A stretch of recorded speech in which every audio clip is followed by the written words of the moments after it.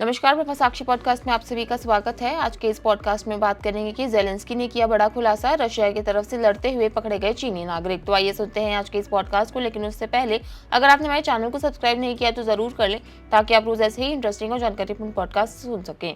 Ukraine के राष्ट्रपति Vladimir Zelensky ने कहा है कि यूक्रेनी सेना ने पूर्वी यूक्रेन में रूस के लिए लड़ रहे 2 चीनी लोगों को पकड़ लिया है। उन्होंने कहा है कि चीनी सैनिकों के रूस की ओर से लड़ने से इस युद्ध को शांत करने के प्रयास बाधित हो सकते हैं।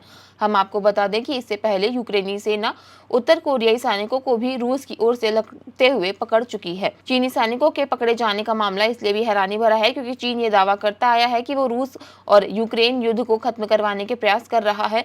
रूस के करीबी सहयोगी चीन ने पूर्व में शांति प्रस्ताव भी प्रस्तुत किया था, लेकिन उस पर बात आगे नहीं बढ़ पाई थी।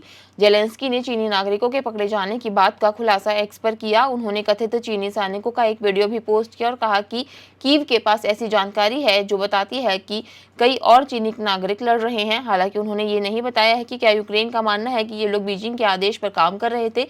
ज़ेलेंस्की ने रूसी राष्ट्रपति व्लादिमीर पुतिन का हवाला देते हुए कहा कि रूस यूरोप में इस युद्ध में चीन के साथ साथ अन्य देशों की भागीदारी, चाहे प्रत्यक्ष रूप से हो या अप्रत्यक्ष रूप से, एक स्पष्ट संकेत है कि पुतिन युद्ध को समाप्त करने के अलावा कुछ भी करने का इरादा रखते हैं। ज़ेलेंस्की ने साथ ही बेल्जियम के प्रधानमंत्री बार्ट डी वेवर के साथ कीव में एक संयुक्त ब्रीफिंग में भी कहा कि चीनी यूक्रेन के युद्ध क्षेत्र में लड़ रहे हैं।